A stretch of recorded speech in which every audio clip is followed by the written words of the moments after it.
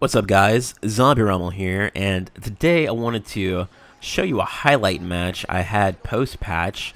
I am playing as Francis Ngannou on the left, and the gentleman named Advaita X, or maybe it's pronounced Advaita X, is playing as Overeem on the right here. And this match was really eye-opening to me. I'm a big fan of Overeem in real life. I love how technical he is with his striking. I've been following him for years before he got to the UFC, and I just love that power heavy Muay Thai style mixed in with really high level technique and a great killer instinct on top of that. However, I've been put off from using him in UFC 3 because I felt like he just wasn't a good statistical combination in the heavyweight division in this game. If you look at his chin, if you look at his toughness stat, they're not good at all. And if there's one thing that you need in the heavyweight division, it's the ability to withstand a punch and to come into the next round with some recovered head health. And so I veered more toward playing as Mark Hunt. I've been maining Mark Hunt for a while, and I recently switched over to Francis Ngannou because he's got a lot of the traits that Mark Hunt has, but he has a few unique tricks up his own sleeve, like a level 5 lead hook, which is really sneaky. And I try to land it right there, but Advaita blocks it deftly. So to tell you guys the truth, after I picked Ngannou, in my head I was just praying, please don't let this guy be a Daniel Cormier. Please don't let him be a Cain Velasquez, and I'm good. And so whenever I saw that my opponent had picked Alistair Overeem, internally, I was thinking, oh, thank God. It's Overeem, he's a striker, and he has a bad chin, and I'm using Francis Ngannou, who hits like a truck. So this should be, pretty easy. Well, that wasn't so much the case. As it turns out, this player had been practicing Overeem, evidently. If you look at what he does, he's using Overeem the way that you should use Overeem. As the fight goes on, you'll see more of this, but he's very good about using, as he's getting pressured here. It's one of my few shining moments, because I realized that I couldn't just let Overeem come forward. But as you'll see the fight go on, you'll notice that this player is very good about using Overeem's body kicks, very good about using Overeem's body knees. Essentially the same sort of game plan that put away an arguably prime Brock Lesnar is what this player does against me. He even throws an oblique kick at some point, which I guess Alistair learned from Greg Jackson's camp. It's clear that he didn't just pick Overeem at random and start wailing away, mashing buttons. He actually knows Overeem's moveset pretty intimately, seems to know his perks, and to be quite blunt about it, he uses Overeem as I would expect Overeem to fight in real life if he had another chance at fighting Francis Ngannou. Very intelligent strategy, goes to the body a lot, tries to wear down the big man and sap some of that power away. One other thing that this player did that I was really impressed by is that whenever I tried to pressure him with jabs and straights, he got really good at some point about using the back lunge versus my last strike. And there you see he actually busts out the back lunge against one of my jabs. There's my straight. And each time he does that, he's sapping a large amount of stamina away from me. Now, I have seen players on various forums complaining about combo spam and arguing that blocked strikes should take away more stamina from the aggressor. And where I see where that complaint stems from, at the same time, if you watch what this player does against me whenever I try to press forward, he's sapping a lot of stamina away from me. And I think if you compound that, not to get too off topic, but I think if you compound that with sapping stamina from blocked strikes themselves, then you would really enter into old man, like totally gassed, I can't breathe territory way too quickly. But yeah, guys, this gentleman gave me a totally new perspective on Overeem, and he gave me some hope that I might be able to use him successfully in this division. I would love to. As I said, I'm a big fan of Overeem in real life. I just kind of gave up hope on him. I have a strong suspicion that this patch benefited Overeem particularly because Overeem's chin is not the greatest, and in the last build of the game before this patch, players could spam head movement, left, right, up, down, throw power shots, and essentially force you into a 50-50 guessing game where if you guess wrong, the consequence is that a stick of dynamite goes off in your face and you're flat on your back staring up at the ceiling. That's no longer the case now. There's a lot more danger inherent in moving your head around.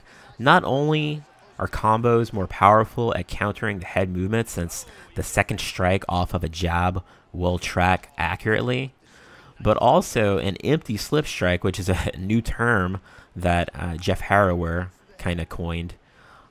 If a player slips and throws a strike and doesn't actually evade anything that you threw, then that strike won't have any hit stun to it at all. It won't have any stopping power. So if, for example, you're going against a Junior Dos Santos player who happens to be very popular in the heavyweight division, or at least he was popular, go against a Junior Dos Santos, the Dos Santos slips to his left and comes back with a hook. He doesn't actually evade anything, right? You see that coming. Well, you used to have to fear that in the previous build of the game, but now, as his hook is landing on your chin, you can actually throw a strike of your own and do more damage, potentially knock JDS out, knock him down, but you're going to win the trade. That's how the empty slip strike was designed to function in this build of the game. And I think someone like Overeem benefits disproportionately from that because he doesn't have the greatest chin in the world. You can use him with technique now and not have to fear mindless aggression so much. With that, guys, I'm going to leave you to watch the rest of the fight here. I do have some more thoughts on the patch that I want to get out some point soon. It's been the biggest patch that we've had for this game by far, which is saying something because we have had some pretty massive patches already, but I think gameplay, dev, and crew went above and beyond on this one. Like, not only do we get so many minute balance changes, but we also get entirely new feature sets, like the ability to run backward. I've been calling it the turbo run. Maybe that's not the correct terminology, but you guys know what I'm talking about. Hold R1 and R2 and just get to poke your hand out, absorb a little bit of damage, and get away from aggression. Seems to be the major theme of this patch. Neutralizing mindless aggression, which I'm all about. Some would peg me as an aggressive player, but I'm all about killing off mindless aggression. I just want a balanced game where everything has the potential to be successful. Anyway, guys, as always, thanks for watching, and you have a good one. And I'm really awkward at ending these, I'm sorry. But I'll figure it out one day. Maybe. Strike there as he lands up top, and he does so right after catching the leg. So maybe you thought he would catch the leg and go for a takedown. Instead, he goes for the punch, and he certainly found the range on that one. Huge block there. Under 2 minutes now to go in our third round. Yeah, nice. Very nice. Well, you got to admire the urgency here. He is trying to keep the judges out of it, lighten up his opponent left and right. Rip the body there. Both men landing in that exchange. Oh! Huge right hand! He got hurt bad. Oh, he might be out.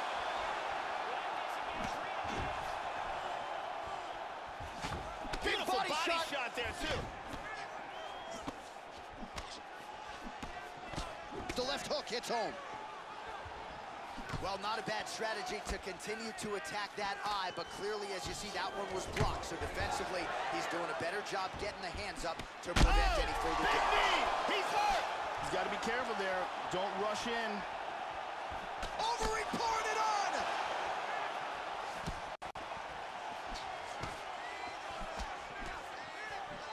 Oh, very nice.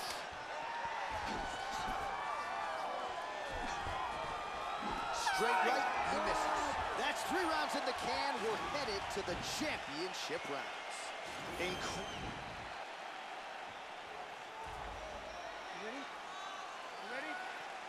We have arrived at the 4th round fight scheduled for 5 5-minute rounds.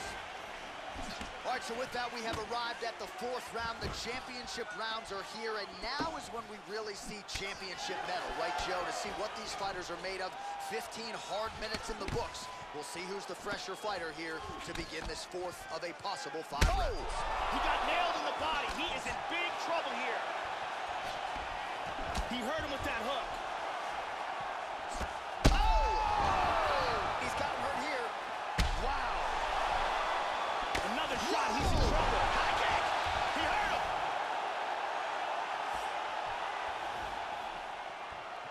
All right, the ref is going to step in here. Wasn't seeing enough action. He lets him back up.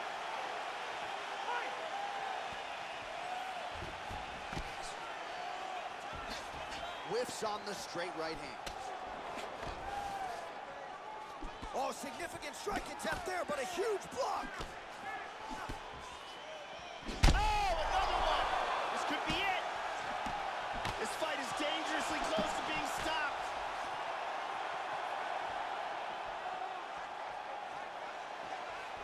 Well, the offense has been there. He is landing some good shots, but not really stringing them together and putting combinations on his opponent. He's got to mix up his strikes, change his tempo a little bit, and try to get his opponent out of there by landing more than just one strike at a time. He's got him hurt here. Big shots.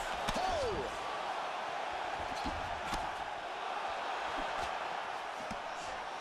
Nice defense there. Huge block. Huge flying knee for the KO. Yeah, Joe, another one for the highlight. Let's get it to Bruce Buffer.